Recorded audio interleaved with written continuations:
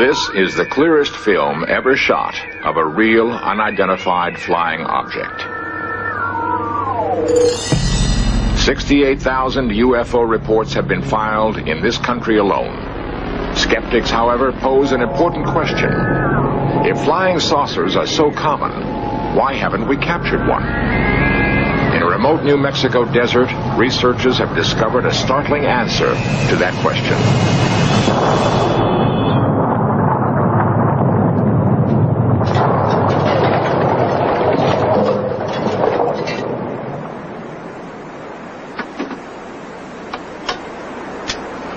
A persistent rumor holds that the United States government has recovered and is concealing fragments of alien spacecraft.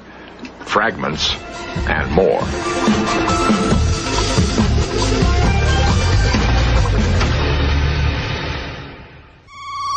Charges of a UFO cover-up began almost with the first famous flying saucer sightings in late June 1947. It's curious. These reports seem to center around areas where atom bombs and rockets were tested. Were alien forces keeping watch on the new weapons we savages had invented? The flying discs became the Pentagon's nightmare. Seemingly, our fastest jets could never come close to their incredible speeds and right-angle turns. UFOs were said to be able to shut down guided missiles by remote control. The Air Force organized Project Blue Book to officially investigate UFOs. Since its termination in 1969, Blue Book has been alternately praised and damned. Well, the Air Force position is that we investigated UFOs for 22 years, over 12,000 sightings. Colonel Don Burgrave, U.S. Air Force. About 95% of all the UFOs were explainable. They were weather phenomenon, they were balloons, they were airplanes, they were lightning. And we concluded as a result of our investigations, which was carried out very scientifically, that one, there was no threat to the security of the United States, and there was no evidence that we could ever locate that an extraterrestrial vehicle had landed here. New York lawyer Peter Gersten sued the CIA and FBI to release 5,000 UFO-related documents. The reading of all the documents reveals that UFOs have the ability to render inoperable present-day technology. UFOs have the ability to gain access to our most sensitive military installations, unrestricted and unlimited access to nuclear installations. There's no doubt about it in my mind that there's a government UFO cover-up. Ray Fowler, civilian UFO researcher for 17 years. I've talked to military people who have told me about government cover-ups, how they've been instructed to say this and to say that. And I worked for the United States Air Force Security Service myself, and which worked for the National Security Agency, and I'm very familiar with intelligence operations and cover stories and things like that. So there's no doubt in my mind that there is a cover-up. If there was a planned cover-up, then they were very successful in keeping it from me. Colonel Robert Friend, former head of Project Blue Book, now an engineer on the space shuttle. A lot of these organizations decided that there was a cover-up because the Air Force didn't pursue these sightings to what they considered the ultimate conclusion. If there has been a UFO cover-up, it began in Roswell, New Mexico.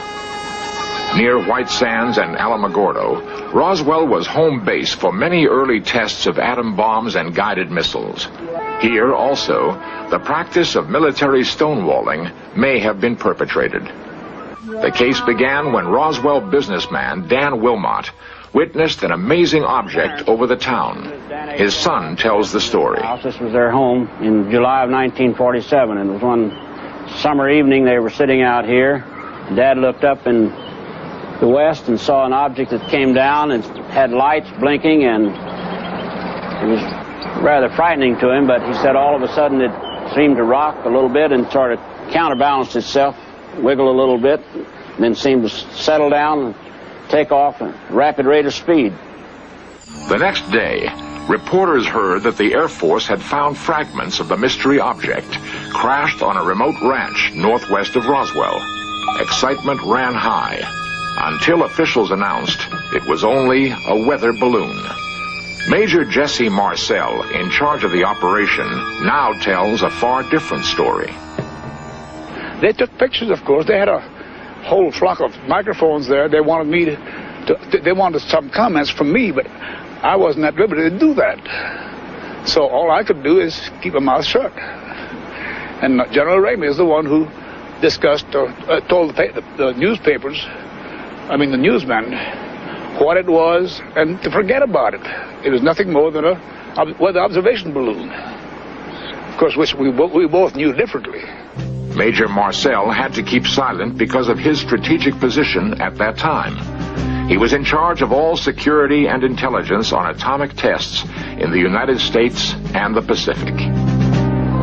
Marcel retraced his secret recovery operation across the hot New Mexico desert. We left Roswell perhaps around 3:30 or 4 o'clock in the afternoon. As you can see, it's flat. It is very difficult. In fact, with just verbal directions, we never would have found it. We had to follow the ranch around there. The crash site was so remote, it took an entire day to drive there. The following morning, we went out to the site where the crash was. And what I saw, I couldn't believe there was so much of it. It was scattered over such a vast area. So we proceeded to pick up as much of the debris as we could, loaded in a wagon. We filled that up. It took us a good part of the day to do that, because there were such small fragments that we had to do a lot of picking. We found a piece of metal about a 1.5 to 2 feet wide and about 2 or 3 feet long. Felt like you had nothing in your hands. It wasn't any thicker than the foil out of a pack of cigarettes. But the thing about that got me is that you couldn't even bend it. You couldn't dead it. Even with a sledgehammer would bounce off of it. So I knew that I had never seen anything like that before. And as of now, I don't know what it was. There is new evidence that the FBI then got into the case with a different cover story. Lawyer Peter Gersten, searching through declassified government documents, came across a mention of the Roswell case. One of those documents related to an incident in Roswell, New Mexico, which indicated that the object which had crashed was an experimental kite. The FBI investigated the incident and determined that it was terrestrial, that it was from an organization which had been doing research in experimental kites. What did crash in this desert? A UFO? A weather balloon? A radar-reflecting kite? It was not anything from this earth that I'm quite sure of, because being an intelligence officer, I was familiar with just about all materials used in aircraft and in our air travel. This was nothing like that. It could not be. It could not have been.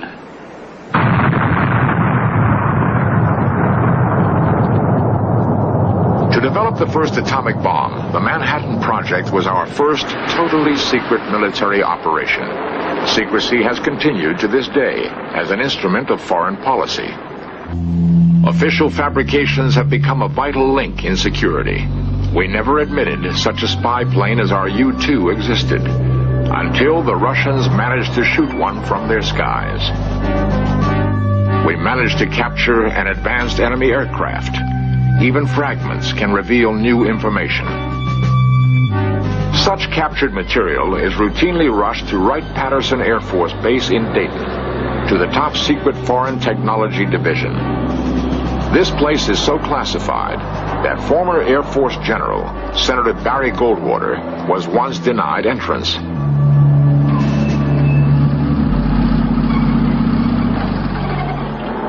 For 30 years, rumors have spread about Wright-Patterson Air Force Base. According to the stories, the U.S. government is concealing under top security flying saucers from another world and alien bodies cryogenically suspended in huge freezers. Such rumors could be easily dismissed, except that UFO researchers have gathered information leaked from military sources, sources who claim to have seen the craft and the bodies. The stories and rumors all mention a mysterious Hangar 18 as the ultimate repository. in search of cameras were the first allowed to photograph inside this hangar. Is it possible that here in Hangar 18, highly secret activities once took place? What evidence of a cover-up might we hope to find?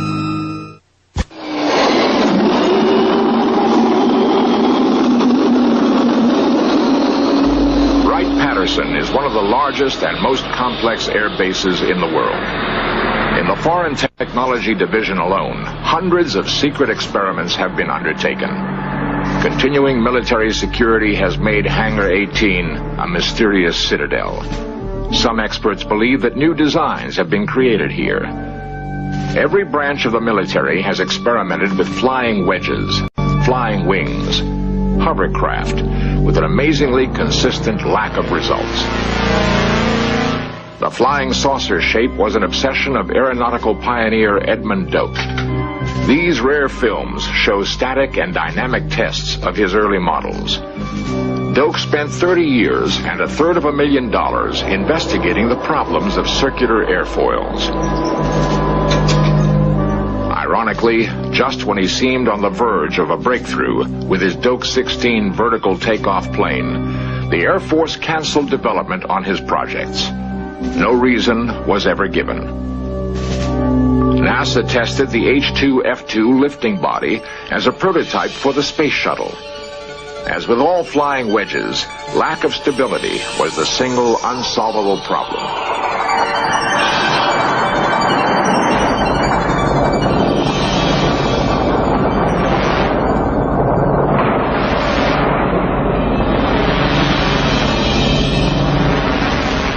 Unable to confirm a single successful test of a manned flying saucer. Yet, the effort continues. Why? Does the government have some reason to pursue this quest? A reason they're keeping secret? From Wenham, a suburb of Boston, comes an eyewitness account which could explain this continued military fascination with flying saucers. Ray Fowler, one of the most respected civilian UFO investigators, is also author of 2 bestsellers in the field. Because of his stint in the Air Force Security Service, he finds himself still vulnerable to government pressure. I worked for a company that designed and built a major weapons system. And because of connections within the company, because of connections with Dr. Jalen Hynek, who was an Air Force investigator for many years, I came across information that indicated that this major weapon system, as well as others, had been disrupted by UFOs.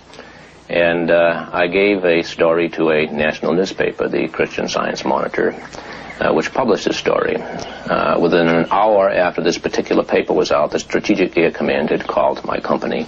And the following day, the Pentagon called the company and threatened to send a letter of displeasure to the company if something wasn't done about my making these things public. Because of similar pressures in his own work, a friend of Ray's had kept quiet for 27 years with an amazing story. Ray tried to convince the friend to tell his story on In Search Of. I know it's been several days now, and I've been waiting for you to call me on this, but have you come to any conclusions? The man finally agreed, for the first time, to talk, but only under strict conditions. I can assure you that your name will not be used. They made up a name, Fritz, to protect the witness's true identity. And I think the best place to do it probably would be in my planetarium, away from the kids and the telephone and things like that. Waiting for his friend to arrive, Ray nervously fiddled with his telescopes. He remembered his extensive investigations into the man's reliability as a witness. In the case of Fritz, I started in 1973, went all the way back through the various companies he worked for, right back to Wright-Patterson Air Force Base, talked to people he worked with, and they all gave him a very clean bill of health. A reputable man, honest man, not the type that would fabricate a hoax, and a very efficient engineer-manager. As the man arrived, Ray recalled the years his friend had wavered about breaking an oath of secrecy. He recalled their long arguments about a greater public good. Would the years of patient persuasion at last pay off? As I understand it, Fritz, you were working for the United States Air Force. The story began late one night in 1953 at Frenchman's Flat, Nevada. The man had been working as a consultant on blast effects of atom bombs when he was suddenly ordered to report for a new mission. What happened after that? We were put on a bus, which the windows were all completely covered with curtains and, in some cases, black paper taped to the windows. And we're driven for 3 or 4 hours, and we're not sure just where we were going. Several of us tried to guess where we might have been. We, at that time, came to the conclusion it was in the area of Kingman, Arizona.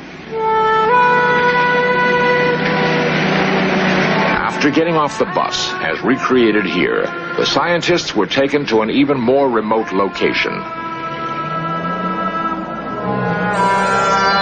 They had no idea exactly where they were or what they were about to see.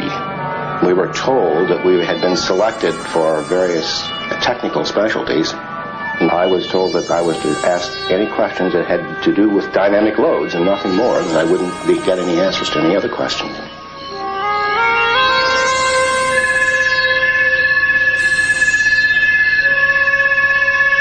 It looked like two saucers, I would call it, one on top of the other, inverted, probably 25 to 30 feet in diameter. In terms of something known, what kind of metal would it look like? Well, it would look like a brushed aluminum. I'm sure it probably wasn't that. I say that because I noticed no scratch marks. And anything that would penetrate into the sand 20 inches that way would certainly have some scratch marks. No signs of buckling, fracture, or anything? Not that I could see. I accepted it was probably some United States government vehicle, a highly classified vehicle. In fact, we were told that that's what it was. Interestingly enough, one of the questions I needed to know was what the mass of the vehicle was. Well, I can tell a lot of things from the penetration into the desert sand and so forth, but I needed to know the mass. And they told me that they weren't going to let me know that. They perhaps didn't even know themselves. There was also a tent, which I didn't get to look into, but one fellow whom I did happen to talk with briefly until they told us to stop talking, said that he had seen two bodies inside this tent, two alien-looking bodies. It was brown, leathery skin, had a silver, like a cap on, without a bill. Like a skull cap? Yes, like a skull cap.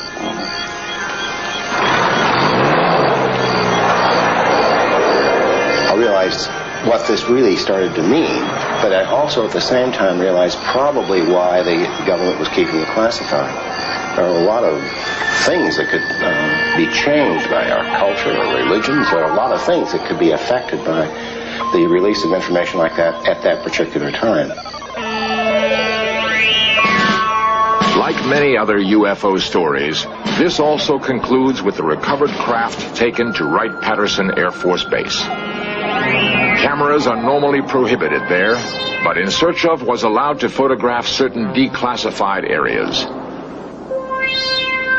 We found there actually are huge freezing chambers inside the legendary Hangar 18. The only knowledge I have of little green men, Martians, or whatever would be from the articles I've read of some of the published novels like Frank Scully's book and things like that. Don Ritter, buildings manager since 1942, claims the giant freezing cells were never used for storage of alien bodies. Building 18 at Wright-Patterson was used primarily for cold soak engine testing, and we had 4 cells in this facility that we would take down to minus 65 degrees Fahrenheit, soak the engine for some period of time, and make the engine starts to test components, engines, and whatever for cold starts.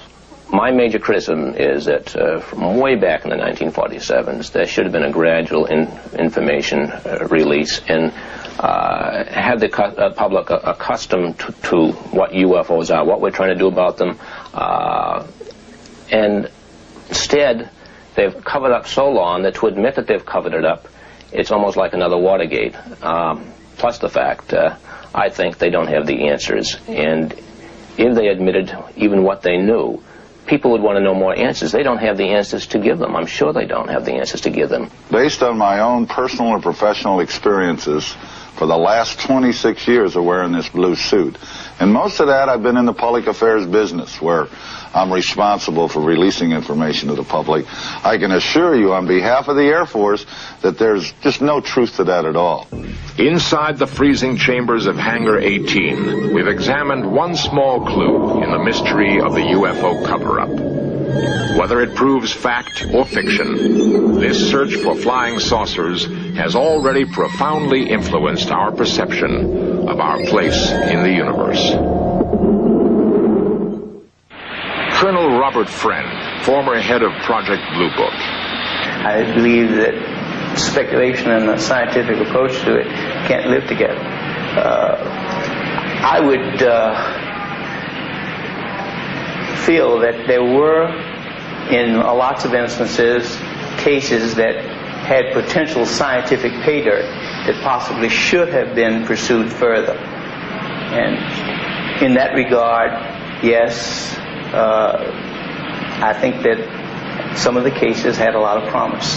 The Roswell case and the strange story of the man known as Fritz are two dramatic examples of close encounters of the fourth kind.